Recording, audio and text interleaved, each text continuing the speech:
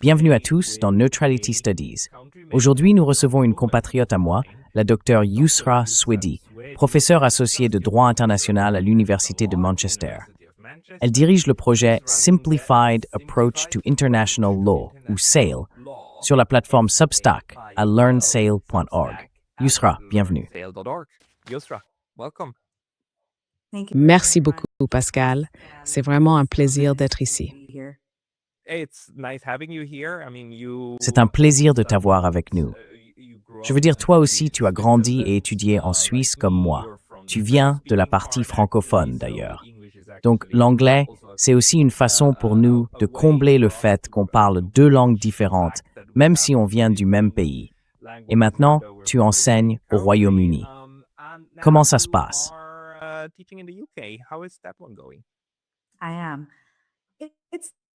Oui, tout à fait. C'est une période vraiment passionnante pour enseigner le droit international. Et je suis très reconnaissante que le Royaume-Uni défende autant la liberté académique.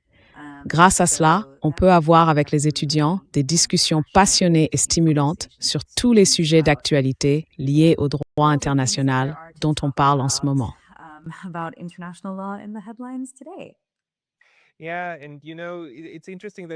Oui. Et tu sais, c'est intéressant que tu dises que tu es content du Royaume-Uni. Parce qu'en ce moment, dans mon coin d'Internet, le Royaume-Uni n'a pas vraiment la réputation d'être un grand défenseur de la liberté de la presse. On a vu comment le pays essaye d'imposer des peines de prison extrêmement sévères à Palestine Action. Et je sais que toi-même, tu as participé à l'équipe juridique dans l'affaire de génocide contre Israël. Est-ce que tu peux nous donner un peu de contexte sur ce dossier et nous dire aussi comment tu perçois le fait que le Royaume-Uni se retrouve, disons, de l'autre côté de la barrière sur ce sujet? Comment tu vois tout ça?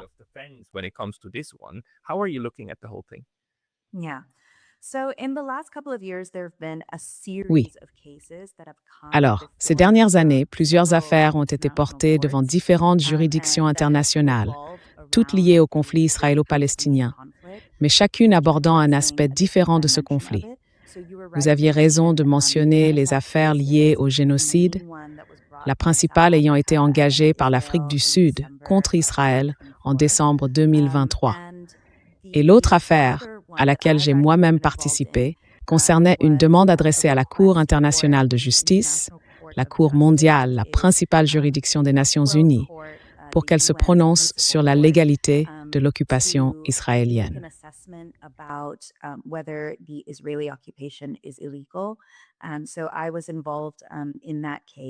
J'ai donc participé à cette affaire et le tribunal a effectivement statué dans un jugement que l'occupation était totalement illégale.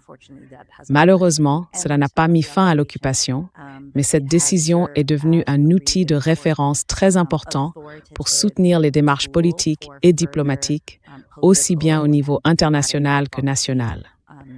Mais je suis aussi prêt à parler des affaires liées au génocide, parce que je sais que c'est un sujet qui suscite beaucoup d'intérêt depuis des années.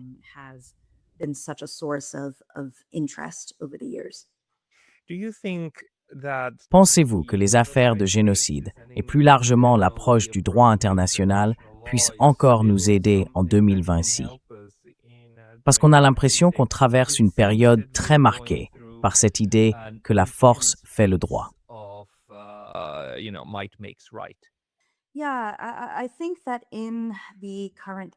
Oui, je pense que dans l'époque actuelle, qui reflète clairement l'idée que la force fait le droit pour plusieurs grandes puissances, une source de réconfort pour beaucoup de gens, y compris les juristes, ce sont les tribunaux internationaux.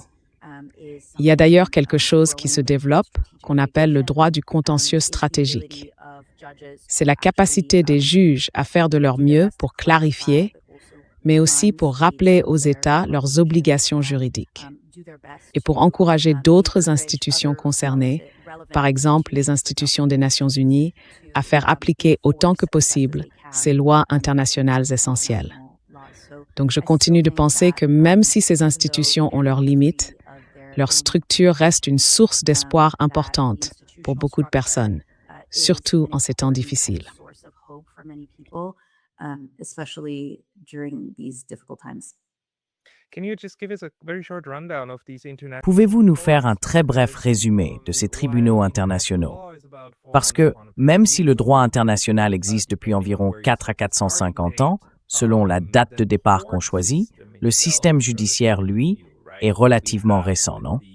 On a la Cour internationale de justice, qui dépend des Nations unies, mais aussi la Cour pénale internationale, ainsi que différents tribunaux ad hoc. Donc le système actuel, avec ses différentes juridictions, il date de quand exactement? Et selon vous, est-il vraiment solide? And how robust would you say is it? Yeah. So the idea of international dispute Oui. settlement, Alors l'idée du règlement des différends internationaux, des États, ou même un individu face à un État qui s'en remette à une tierce partie pour résoudre un conflit de manière pacifique, plutôt que d'aller sur le champ de bataille. C'est quelque chose qui existe depuis de très nombreuses décennies, peut-être même depuis que le droit international lui-même s'est imposé. Mais cette forme moderne, avec de véritables tribunaux internationaux installés un peu partout dans le monde, chacun avec son domaine ou sa compétence propre, ça c'est une idée un peu plus récente. That's a little bit more of a recent idea. So the International Court of Justice. Alors, la Cour internationale de justice, avant ça, on avait en quelque sorte un organe similaire créé après la Première Guerre mondiale. Et je pense qu'il y en a un plus récent et aussi beaucoup plus controversé, dont on aura peut-être l'occasion de parler un peu plus tard dans cette discussion, la Cour pénale internationale, qui, en réalité, n'existe que depuis environ 25 ans. Chacune de ces institutions a dû faire face à de nombreux défis. Et elles ont aussi leurs limites, que ce soit dans leur conception ou dans ce qu'elles peuvent ou ne peuvent pas faire. Mais malgré tout, je pense qu'on est quand même mieux avec elles que sans elles. Hey, just a very quick note, the best way to support... Salut, juste une petite note rapide. La meilleure façon de soutenir cette chaîne, c'est de vous abonner gratuitement à ma newsletter sur Substack. Vous pouvez aussi aider avec un abonnement payant là-bas ou en achetant quelques-uns de nos nouveaux produits sur neutralitystudies.com. Les liens sont juste en dessous. On se retrouve là-bas. Alors oui, je suis complètement d'accord. Je pense qu'on est mieux avec eux. Mais il y a des gens qui ne sont pas d'accord. Et d'autres qui sont carrément contre. Et d'ailleurs, aujourd'hui ou hier, les États-Unis ont publié une note à destination des médias pour annoncer qu'ils allaient désormais combattre la Cour pénale internationale avec tous les moyens dont ils disposent. Je vais vous lire peut-être le tout début du communiqué qu'ils ont publié.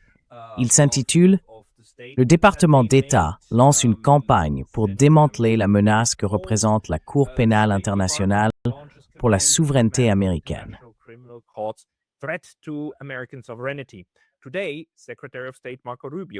Aujourd'hui, le secrétaire d'État Marco Rubio a annoncé une vaste campagne visant à démanteler la menace que représente la Cour pénale internationale pour la souveraineté des États-Unis.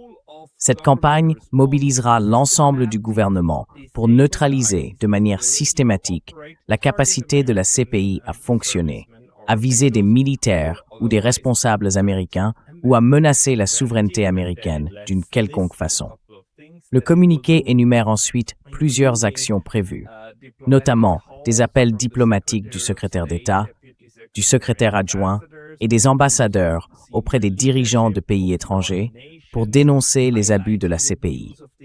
Les nations qui coopèrent avec les forces de l'ordre américaines ou avec l'armée des États-Unis ou qui bénéficient de la protection du parapluie sécuritaire américain sont invités à rejeter l'autorité prétendue de la CPI. Blabla, bla yada yada yada. En gros, ils disent qu'à ce stade, ils vont se limiter à exercer une pression diplomatique.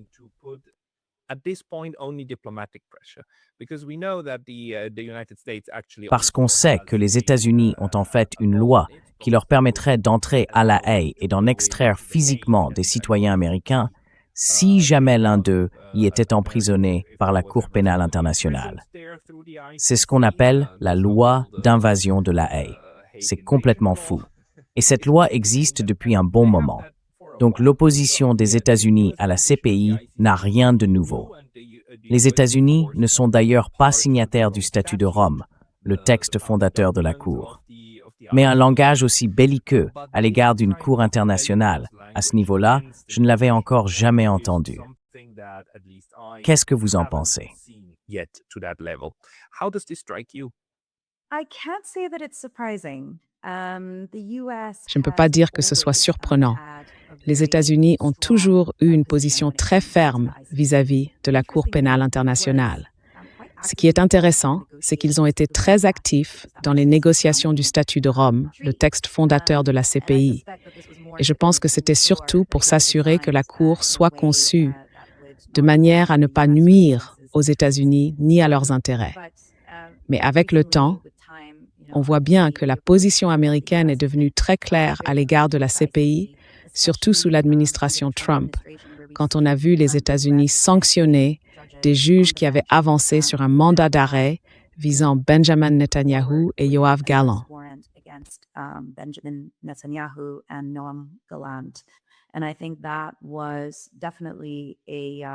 Et je pense que c'était clairement un moment fort, un moment plus intense, où on a vraiment pris conscience à quel point les États-Unis s'opposent à la Cour pénale internationale.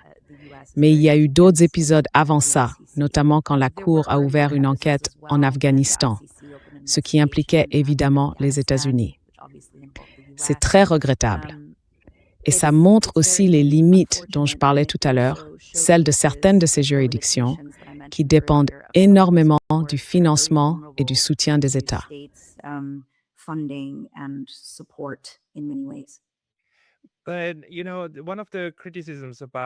Vous savez, l'une des critiques qu'on entend souvent à propos du système international actuel auquel appartient la Cour pénale internationale, c'est qu'il a été façonné, à la base, selon les modèles des États occidentaux, et qu'il reflète, un peu comme le système de Bretton Woods ou d'autres structures comme le système bancaire international, le pouvoir structurel de l'Occident face au reste du monde. Et si on regarde les faits, le bilan, surtout celui de la Cour pénale internationale, on voit bien qui a réellement été condamné pour crimes de guerre. Ce sont tous des Africains, tous des chefs d'État ou des responsables de pays africains. Et il y a même des citations célèbres de personnes qui ont dit en substance « Oui, la CPI est là pour qu'on puisse s'en servir contre les Africains » et ainsi de suite.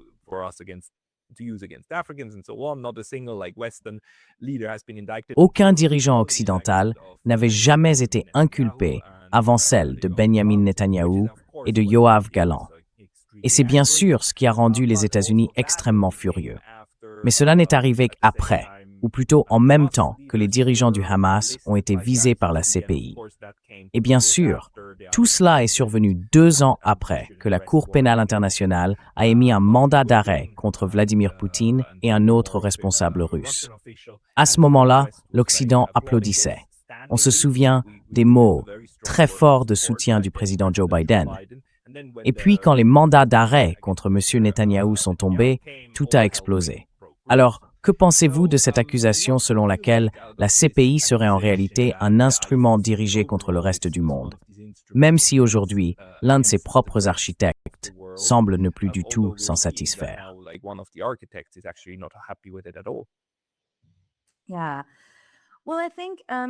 Oui. Eh bien, je pense que si on regarde les enquêtes actuellement ouvertes devant la Cour pénale internationale, il y en a en réalité pas mal qui vont au-delà du continent africain. Par exemple, il y a des enquêtes ouvertes au Myanmar, au Bangladesh, aux Philippines, au Venezuela, en Ukraine, en Lituanie. Donc, je crois que la CPI a cherché à atteindre un meilleur équilibre. Écoutez, je pense que la Cour pénale internationale est en fait une idée nécessaire. L'histoire de la géopolitique montre bien qu'un tel mécanisme était indispensable dans le monde. Et c'est un projet de très longue haleine qui a mis des décennies à se concrétiser. Je crois que plusieurs générations de juristes, de responsables politiques et de défenseurs des droits humains ont estimé qu'une institution de ce type devait exister.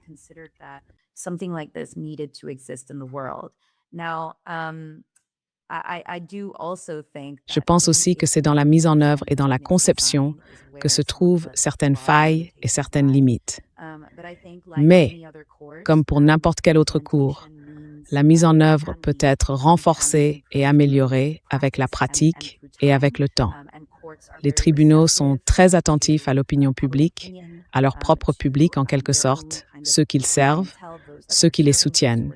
Donc je pense qu'ils savent s'adapter à la critique, au changement. Et je crois que c'est une bonne chose, une vraie force, parce que ça veut dire que ces institutions peuvent continuer à servir les citoyens, à servir la communauté internationale du mieux possible en tenant compte des évolutions.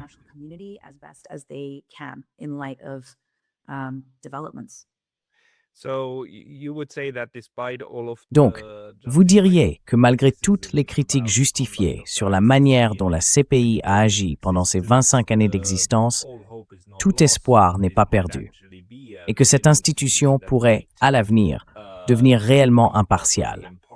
Qu'elle pourrait aussi, de temps en temps, s'en prendre à des dirigeants occidentaux, parce qu'il ne manque pas non plus de crimes de guerre du côté occidental. La vraie question, c'est pourquoi ceux-là ne sont-ils jamais traduits devant la Cour?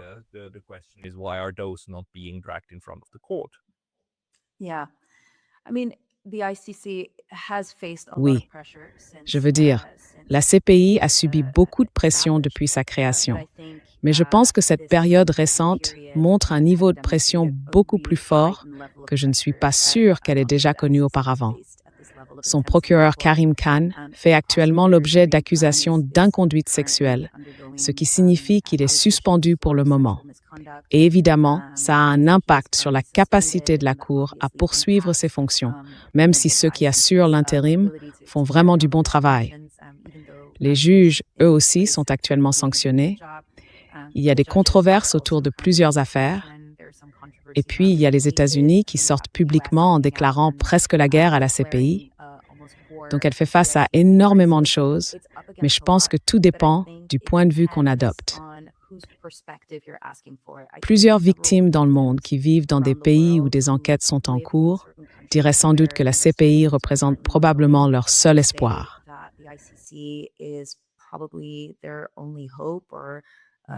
Une lueur d'espoir, c'est ce qu'ils ont. Et je pense que rien que pour cette raison, c'est une institution qui mérite d'exister et un projet qui en vaut la peine.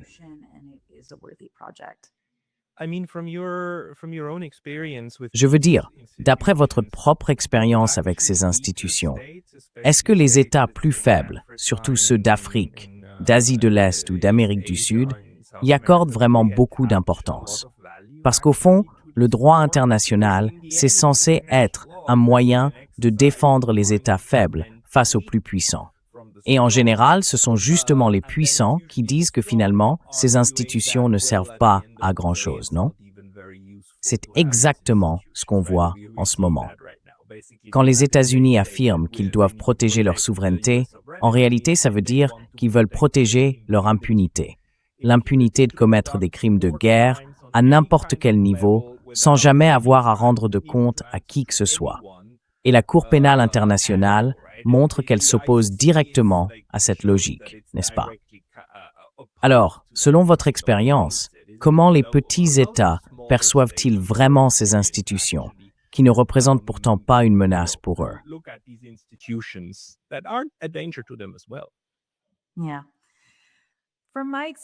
Oui. D'après mon expérience, je dirais qu'il y a un sentiment assez polarisé. D'un côté, beaucoup de communautés à travers le monde se disent « si ce n'est pas le droit international, alors quoi? Qu'est-ce qui peut vraiment nous aider à sortir de notre situation ?» Mais de l'autre côté, il y a aussi beaucoup de désillusion, de frustration, de déception quand le droit international ne produit pas de résultats dans certains cas, souvent à cause des grandes puissances, de la manière dont elles peuvent influencer ou bloquer certains processus, ou encore pour d'autres raisons liées par exemple au consentement, à la compétence des tribunaux pour traiter certaines questions ou à des contraintes financières. Bref, toutes sortes de facteurs qui peuvent empêcher que la justice soit rendue en leur faveur. Donc, je dirais que d'après ce que j'ai pu observer, les opinions sont très partagées. Youths marriage thinks it's a grace at Sindhal. Seems to be a bit of a complicated relationship with international law. But we've actually seen in recent years. Mais on a vu ces dernières années, et c'est lié à notre discussion sur les tribunaux, pas mal de petits États, comme vous les appelez, qui se sont tournés vers ces juridictions internationales pour leur demander d'agir face à leurs problèmes, n'est-ce pas? Le changement climatique en est un très bon exemple. On a des petits États insulaires en développement qui se sont mobilisés devant des cours internationales pour, en quelque sorte, rappeler aux grands émetteurs de gaz à effet de serre, souvent parmi les principales puissances du monde, leurs obligations, et pour construire un discours de responsabilité. Et on voit d'autres exemples dans le domaine du droit pénal international. On a parlé du génocide un peu plus tôt dans la conversation. Donc je pense toujours que pour les petits États, ces institutions et le droit international dans son ensemble restent des outils qu'ils sont prêts à utiliser et dont ils espèrent tirer parti pour mieux défendre leurs intérêts.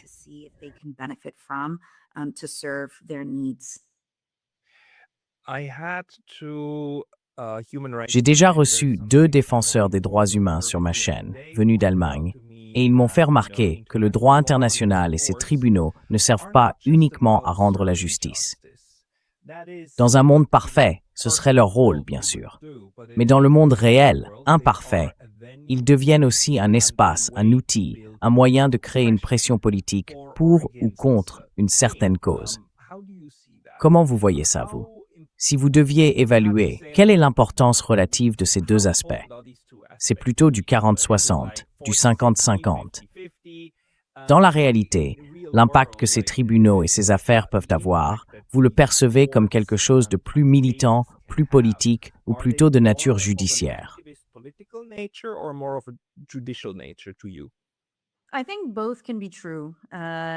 Je pense que les deux peuvent être vrais. Et je crois que c'est quelque chose qu'on comprend souvent mal à propos du droit international, ce qui est très frustrant. Je comprends parfaitement cette frustration et je la ressens moi aussi parfois. Le droit international repose beaucoup sur les procédures. Très souvent, c'est avant tout un processus. Et c'est là que la pression politique dont vous parliez devient utile. Parce que bien souvent, surtout face à des atrocités terribles, à des événements urgents qu'on veut résoudre, qu'on veut voir s'arrêter demain, cette pression joue un rôle essentiel.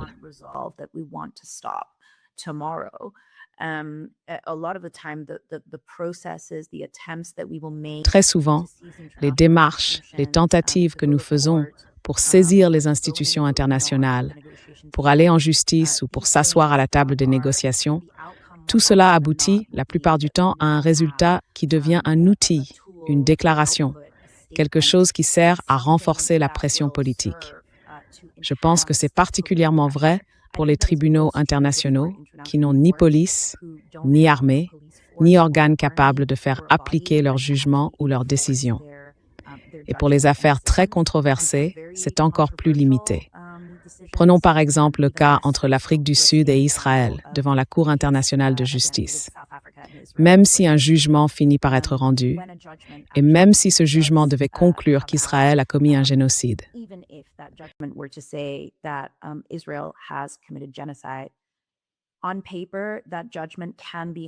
sur le papier, ce jugement peut être appliqué par le Conseil de sécurité des Nations unies.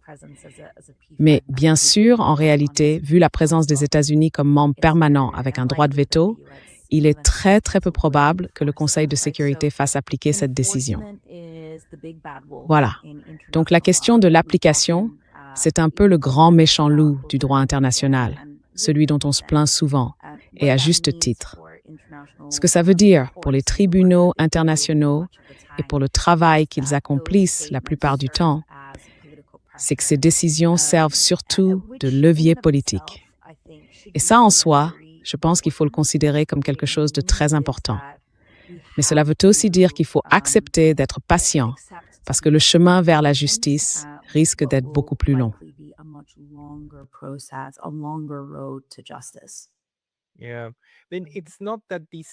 Oui, donc c'est pas que ces États s'en fichent, d'accord? Le fait que les États-Unis essayent de démanteler la Cour pénale internationale, le fait qu'Israël comparaisse devant la Cour internationale de justice et qualifie tout ça de ridicule, d'antisémite, et ainsi de suite, ça montre bien que ça les met en colère, non? Même s'ils peuvent ignorer ces institutions du droit international et continuer leur massacre, leur génocide, ça les agace quand même. C'est toujours quelque chose, une épine dans le pied qui ne les arrête pas, mais qui fait mal.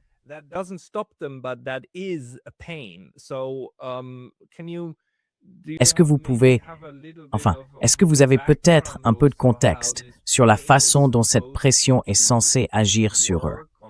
Parce que, je veux dire, les gens qui ont mis en place ces tribunaux ne l'ont pas fait naïvement, en se disant, bon, on crée une institution, on leur donne un bâtiment quelque part à La Haye et tout sera réglé. Non, ceux qui travaillent là-dessus sont plutôt réalistes sur ce qu'il est possible ou non de faire. Mais alors, comment ces institutions peuvent-elles vraiment augmenter la pression sur certains de ces États contrevenants?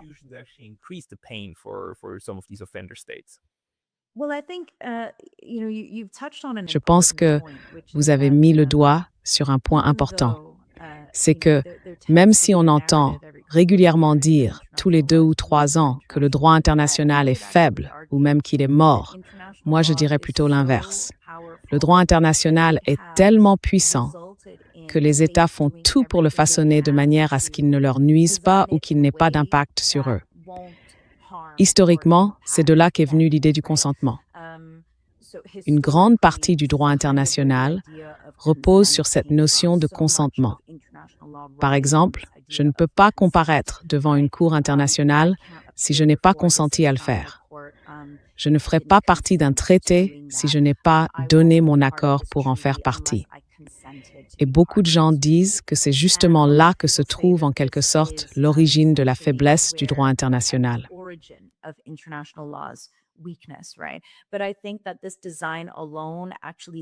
Mais je pense que ce simple modèle montre déjà que, même il y a plusieurs décennies, on avait compris à quel point le droit international pouvait exercer un pouvoir réel et même faire peur aux États, leur causer de la douleur. C'est en partie pour ça qu'on en est arrivé à ce type de conception. Et c'est aussi pour cette raison qu'aujourd'hui, par exemple, les États-Unis critiquent la Cour pénale internationale et la diabolisent. En réalité, c'est par crainte de ce que la Cour pourrait dire sur ce que les États-Unis ont fait ou sur ce qu'Israël a fait. Au fond, même si certains essayent de minimiser ce qu'est le droit international ou ce qu'il peut faire, le langage des responsables politiques et des États montre bien que le droit international a le pouvoir de leur faire mal et qu'il les effraie d'une certaine manière.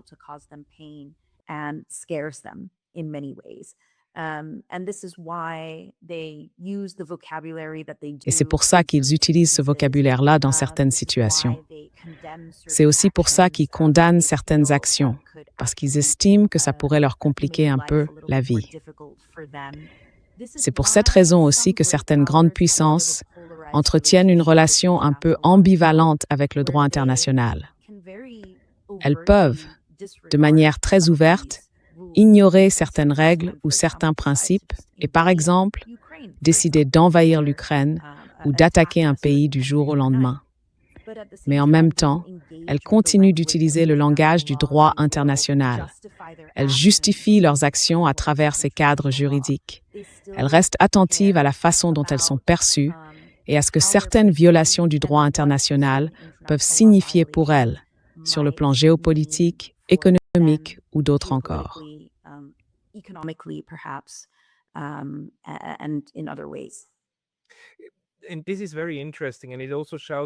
Et c'est très intéressant. Ça montre aussi une différence dans la manière dont ces États abordent le droit international. Je veux dire, les États-Unis en 2003, quand ils ont attaqué l'Irak, ont vraiment essayé de construire un argument pour dire que c'était de la légitime défense, non? Qu'il fallait agir par une frappe préventive, ou disons préemptive, pour se protéger conformément à la Charte des Nations Unies et tout ce qui va avec. Mais, en 2026, quand ils ont de nouveau attaqué l'Iran, ils n'ont même pas pris la peine de présenter le moindre argument de ce genre. Rien du tout. Donc ça montre aussi une évolution dans l'approche américaine. La Russie, de son côté, a au contraire fait beaucoup d'efforts en 2022 pour construire un argument juridique, en disant par exemple « Nous reconnaissons les républiques du Donbass ».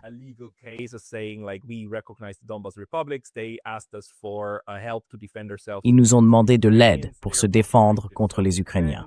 Donc, défense collective. Donc, l'article 51 de la Charte des Nations Unies. Donc, tout va bien.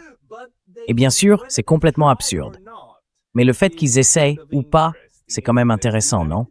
Les États-Unis aujourd'hui me donnent l'impression d'en être arrivés au point où ils essayent, quand ils le peuvent, d'ignorer totalement le droit international. Et dans le cas de la Cour pénale internationale, ils vont même jusqu'à s'y opposer officiellement de toute leur force. C'est un combat étonnant à choisir. Et j'ai le pressentiment que ce sera un combat très difficile pour eux, celui de s'opposer au droit international. Et vous, qu'en pensez-vous?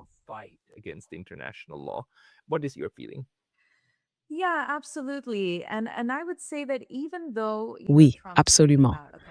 Et je dirais que même si Trump a déclaré il y a quelques mois qu'il se fichait du droit international, qu'il n'avait pas besoin de le respecter et que seule sa propre morale guidait ses décisions, eh bien, même s'il a dit ça à un moment donné, si on écoute les justifications qu'il donne lui-même, ainsi que J.D. Vance, Marco Rubio et d'autres, pour expliquer pourquoi ils sont intervenus en Iran, par exemple, ou au Venezuela, on voit bien qu'ils s'appuient sur le droit international. Même s'ils ne le disent pas ouvertement, comme selon les cadres juridiques internationaux, en réalité, ils utilisent ces cadres pour justifier leurs actions.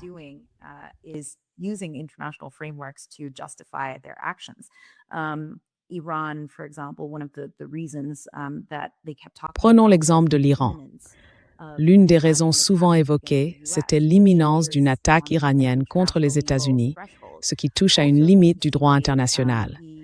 Et, fait intéressant, les États-Unis, c'était Reed Rubinstein, le conseiller juridique au sein du bureau du conseiller juridique sous l'administration Trump, ont publié une déclaration sur l'opération Epic Fury et le droit international. C'était le 21 avril 2026. Dans ce texte, il développait une justification juridique très détaillée de cette opération. Donc, à mon sens, les grandes puissances, même si elles affirment ne pas mépriser le droit international, ont tendance à s'y référer, surtout quand elles se sentent trop critiquées. Mais au départ, elles essayent toujours d'y répondre, de s'y conformer, au moins en apparence. C'est une relation assez paradoxale, presque schizophrène, avec ce cadre juridique.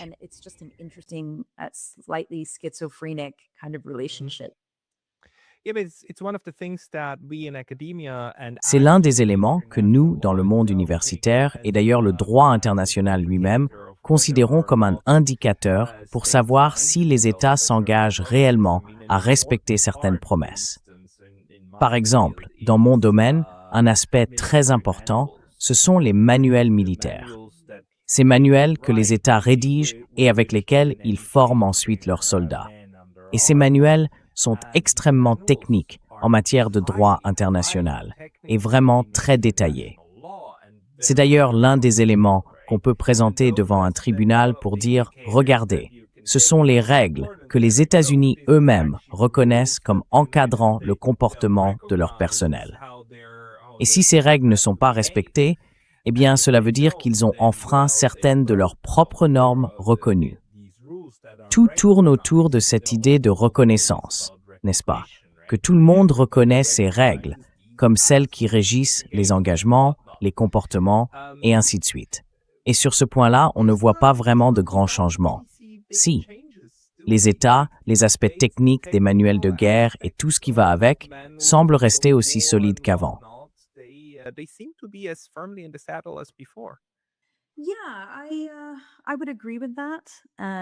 Oui, je suis d'accord avec ça. Et je pense que c'est un bon exemple pour montrer que, tu sais, même si les médias et le public font des déclarations, ce que je comprends tout à fait, parce que c'est souvent lié à la frustration et à l'émotion, on entend dire que désormais, on vit dans un monde sans loi, que le droit international est mort. Mais je crois que tant que nous restons des êtres humains, nous devons fonctionner avec des lois, des systèmes, des règles, des cadres. Et tout cela existe aussi au niveau du droit international. Et je pense aussi que, même si on se sent découragé par l'état du droit international aujourd'hui, l'idée de son effondrement total, c'est quelque chose qu'on a déjà entendu à plusieurs reprises dans l'histoire. Tu vois, dans les années 30, pendant la guerre froide, en 1999 avec le Kosovo, en 2003 avec l'Irak et en 2013 avec la Syrie. N'est-ce pas?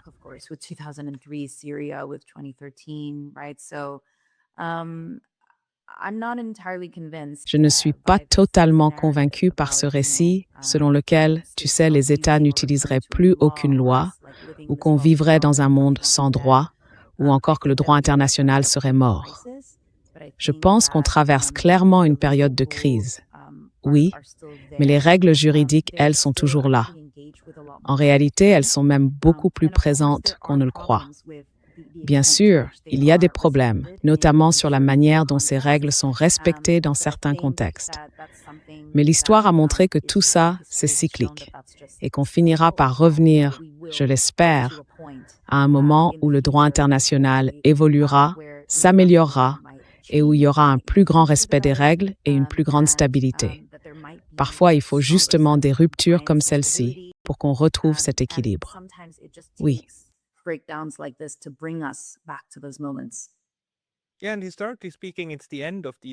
Oui, et si on regarde l'histoire, c'est souvent à la fin de ces grandes catastrophes internationales qu'on voit un renforcement du droit international. Ça a été le cas après la guerre de Crimée, qui a donné naissance à beaucoup de nouvelles jurisprudences et de traités.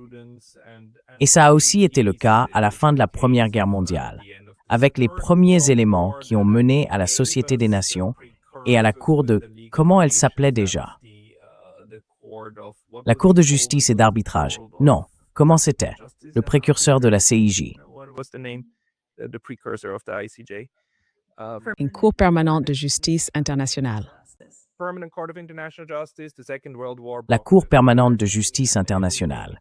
La Seconde Guerre mondiale a brisé la Cour et tout le reste, et a en fait donné naissance à tout un nouveau corpus de droit international des droits de l'homme.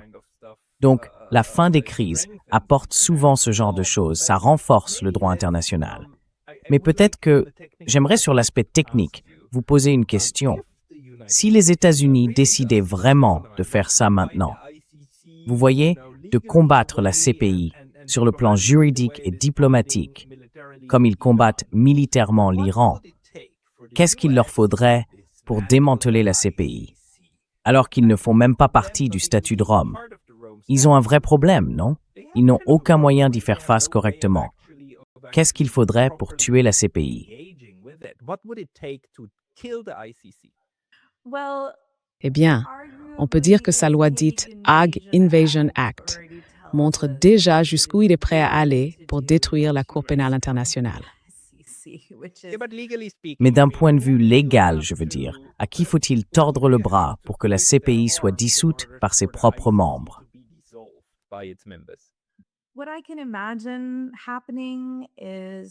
Ce que je peux imaginer, c'est que, dans la même logique que ce qu'on voit en ce moment, il pourrait sanctionner des juges ou peut-être menacer de sanctionner des États qui soutiennent financièrement la Cour pénale internationale ou qui lui apportent d'autres formes de soutien.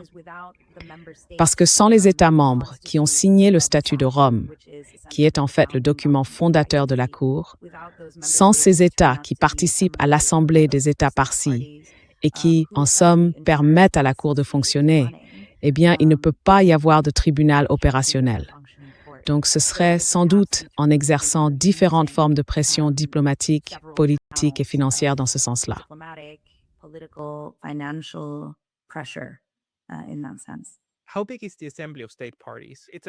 Quelle est la taille de l'Assemblée des États parties? C'est un grand nombre, non? C'est pas juste l'Occident plus 8, 9 ou 10 autres pays. C'est la plupart des États africains, la plupart des États d'Asie du Sud-Est et aussi la plupart des États d'Amérique du Sud, n'est-ce pas? Donc les États non partis sont en fait une vraie minorité, non? Les États-Unis n'en font pas partie, Israël, la Russie, l'Ukraine non plus, mais la grande majorité, oui. Pardon. Yes, I have. Oui, j'ai bien le bon chiffre, désolé. Je ne sais pas si vous voulez. On pourra en parler après. Mais c'est 125 parties. 125, d'accord. But it is 125 parties. 125. Okay. So, but that means that even if the United States, let's say, Mais ça veut dire que même si les États-Unis, disons, faisaient pression sur tous leurs alliés en Europe, au Japon et en Corée du Sud pour qu'ils s'en retirent, il resterait quand même environ 75 à 80 États par-ci. Donc les États-Unis se sont lancés là dans une bataille vraiment difficile, en essayant de saper la structure du statut de Rome. Yeah, I think so. And to be honest, Oui, je pense que oui. Et pour être honnête, je crois que ça ne réussira probablement pas, tout simplement parce que, comme vous l'avez justement souligné, ces canaux indirects ne seraient pas, à mon avis, en mesure de démanteler complètement la CPI. Bien sûr, la loi dite du Hague Invasion Act prévoit, comme son nom l'indique, une invasion pure et simple. Mais même ça, ce serait encore plus improbable, extrêmement compliqué, puisque, évidemment, la Haye se trouve aux Pays-Bas, qui, comme vous le savez, sont membres de l'OTAN. Donc ça pose des problèmes similaires à ceux qu'avait soulevé l'intérêt pour le Groenland, n'est-ce pas? Je ne pense donc pas qu'il faille craindre que la CPI disparaisse du jour au lendemain. Ce dont on peut se préoccuper un peu plus, c'est de savoir à quel point elle risque d'être affaiblie, ou peut l'être. Et dans ce sens, à quel point il lui sera difficile d'exercer réellement ses fonctions, surtout dans des affaires très urgentes et très graves, comme celle du Venezuela ou de la Palestine.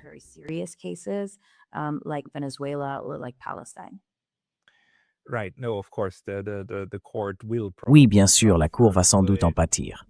Mais selon vous, qu'est-ce que ça change, politiquement, pour les Européens?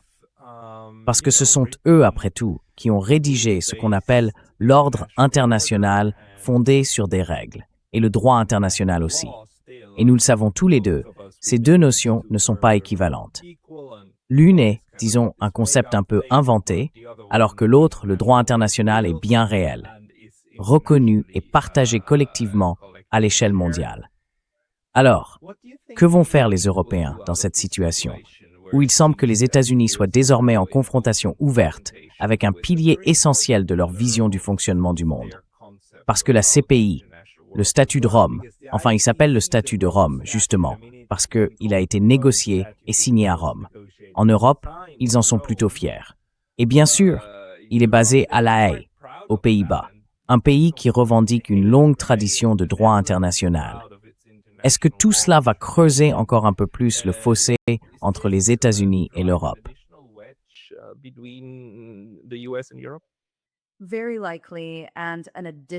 Très probablement. Et c'est un facteur de plus qui s'ajoute à de nombreux autres cas de confrontation ouverte entre les pays européens et les États-Unis sur différentes questions géopolitiques et sur la manière dont elles se rapportent au droit international. On peut dire que Gaza en est un exemple, dans une certaine mesure. Mais je pense que le cas le plus marquant, où les positions étaient vraiment opposées, c'était évidemment le Groenland, en raison des intérêts européens. L'Iran aussi a été un sujet où la réaction de l'Union européenne était très divisée. Il y a eu plusieurs approches différentes. Tout le monde n'a pas adopté la même position en matière de droit international.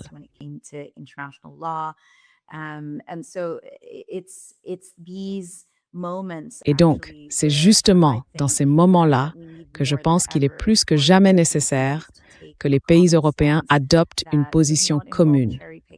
Une position qui ne consiste pas à choisir ce qui les arrange, ni à faire des calculs politiques sur ce qui nous profite le plus, mais simplement à appliquer le droit international tel qu'il doit l'être. Les règles sont assez claires et elles devraient s'appliquer à tous les pays, à toutes les situations, de la même manière sans exception. Et je crois que le comportement des pays européens ces dernières années a en réalité contribué à affaiblir encore davantage le discours autour du droit international, à cause de cette sélectivité et de ces doubles standards. Et ça nuit à son potentiel réel, celui d'être une norme solide pour garantir la stabilité mondiale. To essentially ensure global stability. We are seeing actually a move to On voit clairement le Sud global interpeller le Nord global sur sa propre hypocrisie, non? Au final, c'est l'Afrique du Sud qui a porté plainte contre Israël et elle a d'ailleurs obtenu pas mal de soutien pour ça. Et franchement, à l'heure où on parle, en ce 14 juillet 2026, je ne sais même pas combien d'États sont désormais partis à cette procédure.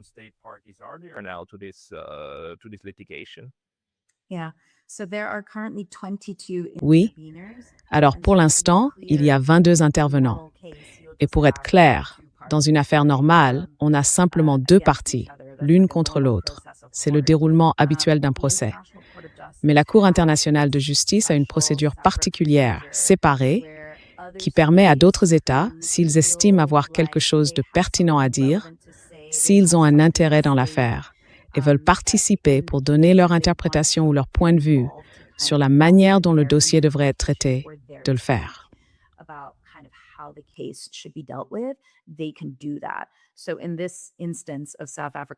Dans cette affaire entre l'Afrique du Sud et Israël, on a maintenant 22 États qui interviennent. 18 d'entre eux soutiennent l'Afrique du Sud et défendent l'idée que la Convention sur le génocide devrait être interprétée d'une manière un peu plus équilibrée, ce qui rendrait un peu plus facile, ou du moins plus réaliste, pour la Cour de conclure qu'un génocide a bien eu lieu. En face, il y a une toute petite minorité d'États qui estiment que le seuil très élevé fixé par la Cour pour déterminer si un génocide a été commis doit absolument être maintenu. Et je pense que les motivations politiques derrière ces positions sont assez évidentes.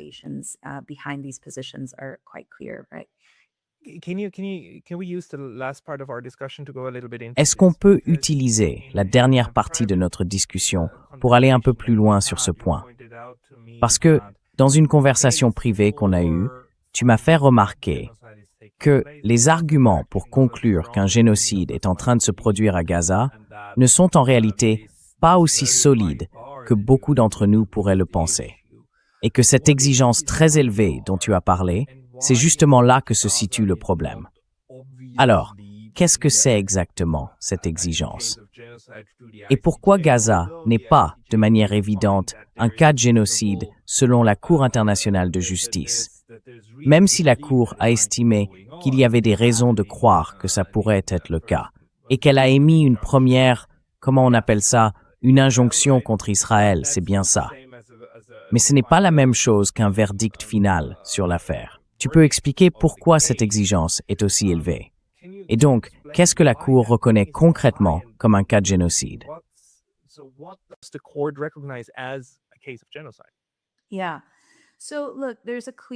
Oui. Alors regardez, il y a une définition très claire du génocide en droit international, d'accord? Cette définition se trouve dans la Convention sur le génocide. En gros, c'est quand on fait au moins une des choses suivantes. On tue des personnes appartenant à un groupe, on leur inflige de graves souffrances physiques ou psychologiques. On crée délibérément des conditions de vie qui rendent la survie presque impossible.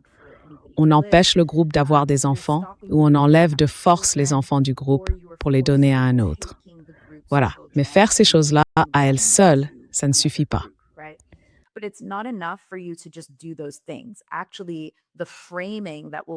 Et en fait, ce qui va vraiment déterminer s'il s'agit ou non d'un génocide, c'est l'intention que vous avez en faisant ces choses.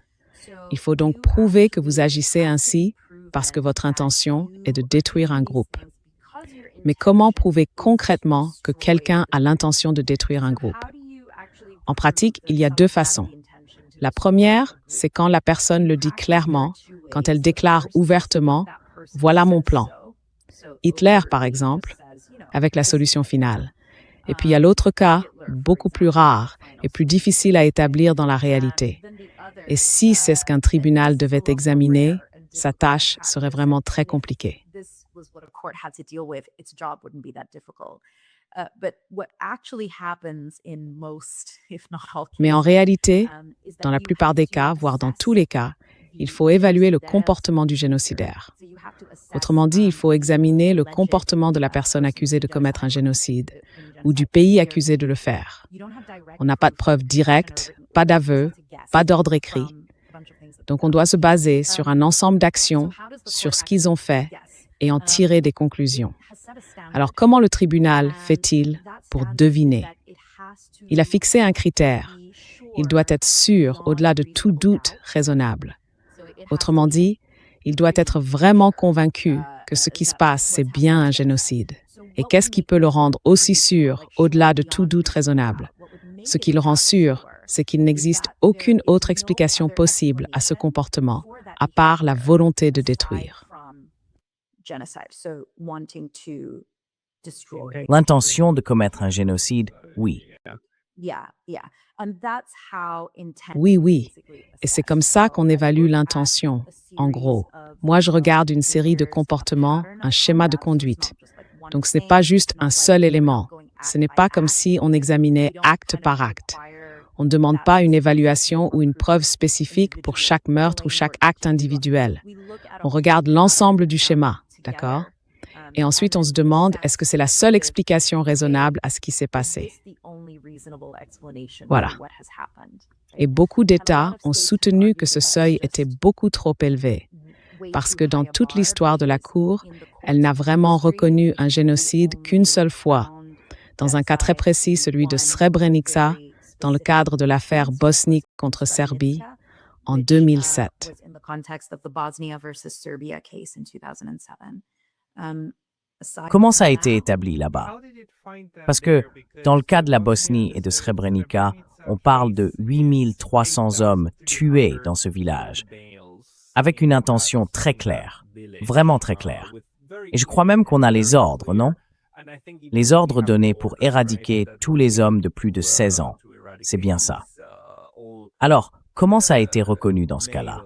Et pourquoi est-ce qu'on entend aujourd'hui autant de langage génocidaire venant d'Israël, y compris de la part de ses plus hauts dirigeants politiques?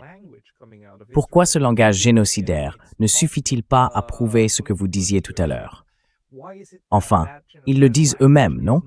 Ils le répètent sans cesse, qu'ils veulent détruire les Palestiniens, qu'ils ne reviennent jamais, qu'ils disparaissent complètement.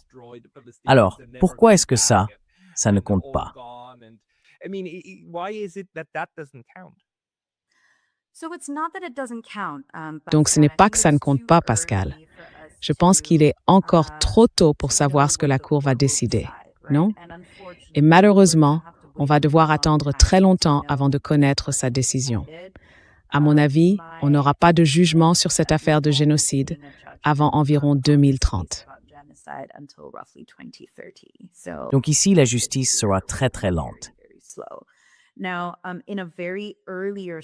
Alors, dès les tout premiers moments de la confrontation entre Israël et l'Afrique du Sud, au début de l'année 2024, on a eu un petit aperçu des arguments qui allaient sans doute être développés plus en profondeur autour de la question de l'intention génocidaire. Les deux parties avaient déjà eu l'occasion de présenter un peu leur position à ce sujet. Israël, de son côté, a avancé plusieurs arguments pour répondre à cette question précise, celle de savoir si l'intention était, oui ou non, évidente dans ce cas. Le pays a expliqué plusieurs choses. D'abord, qu'une grande partie de ces déclarations relevait simplement d'un langage de guerre, purement rhétorique. Ensuite, qu'elles provenaient de personnes qui n'étaient pas dans la véritable chaîne de commandement. Et enfin, qu'une partie de ce langage avait déjà été désavouée.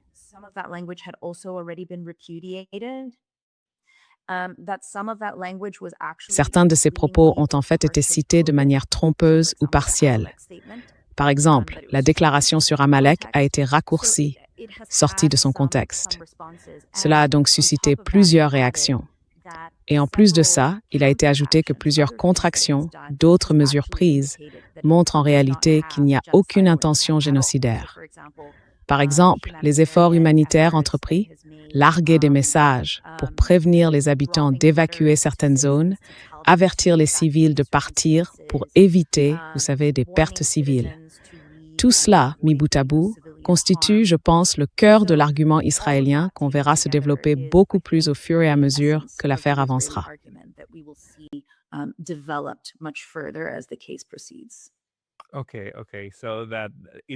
D'accord, d'accord. Donc Israël a bien des arguments en défense, et il ne faut pas les sous-estimer quand on pense à la façon dont la Cour va examiner l'affaire. Je veux dire, même si de notre point de vue, tout paraît très clair et évident, la Cour ne peut pas adopter une position partisane, n'est-ce pas? Eh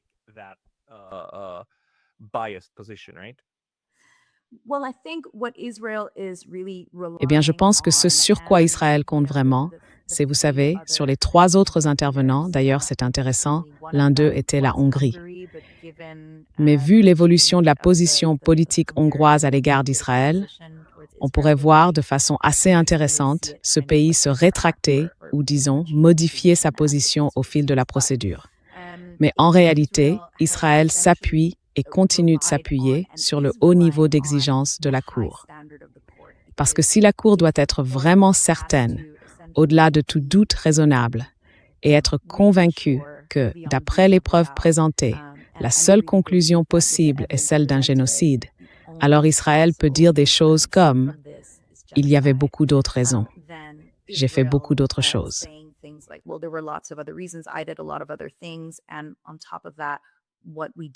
Et en plus de ça, ce qu'on a fait pourrait être, enfin, c'est pas formulé comme ça, mais on pourrait dire que ce que ça fait ressemble peut-être à un nettoyage ethnique ou à d'autres choses comme, vous savez, des crimes de guerre, des crimes contre l'humanité, des choses absolument atroces, non? Mais pour ce qui est du seuil du génocide, ce n'est pas de ça qu'on parle. Et ce seuil-là n'est pas spécifiquement atteint. D'accord? Donc vous avez tout à fait raison de dire que pour une personne ordinaire qui regarde simplement les infos, tout ça peut vraiment donner l'impression d'un génocide. C'est vrai.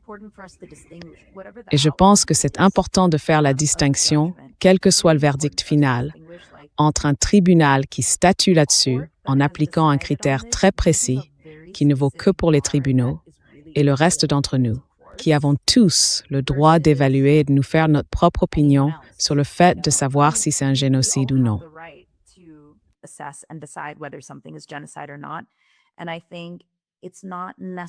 Et je pense que ce n'est pas forcément parce qu'un tribunal décide que quelque chose est ou n'est pas le cas que cela devient la seule vérité ou la seule version des faits. Par exemple, dans les affaires de l'ex-Yougoslavie, il y a eu beaucoup de déceptions dans la région parce que Srebrenica a été le seul endroit où un génocide a été reconnu. Et pendant très longtemps, beaucoup de personnes dans cette communauté ont contesté et sans doute contestent encore aujourd'hui en disant « ce n'est pas ma vérité ». C'est une institution qui applique un cadre très particulier, fondé sur le droit pénal international, n'est-ce pas? Donc c'est une question ouverte, je pense, sur laquelle il faut réfléchir et qu'il faut garder à l'esprit quand le jugement sera rendu.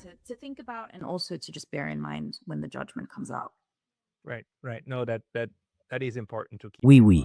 Non, c'est important de le garder en tête. Donc, je veux dire, au fond, le droit international n'est pas une baguette magique qui peut d'un coup nous faire vivre dans un monde meilleur. En même temps, ce n'est pas non plus une baguette magique qui va soudainement disparaître. Il restera sans doute une épine dans le pied, même pour les grandes puissances. On verra bien ce qui sortira de cette nouvelle guerre contre la Cour pénale internationale que les États-Unis viennent de déclarer. Yusra, est-ce qu'il y a quelque chose qu'on n'a pas abordé et que tu aimerais vraiment, vraiment dire?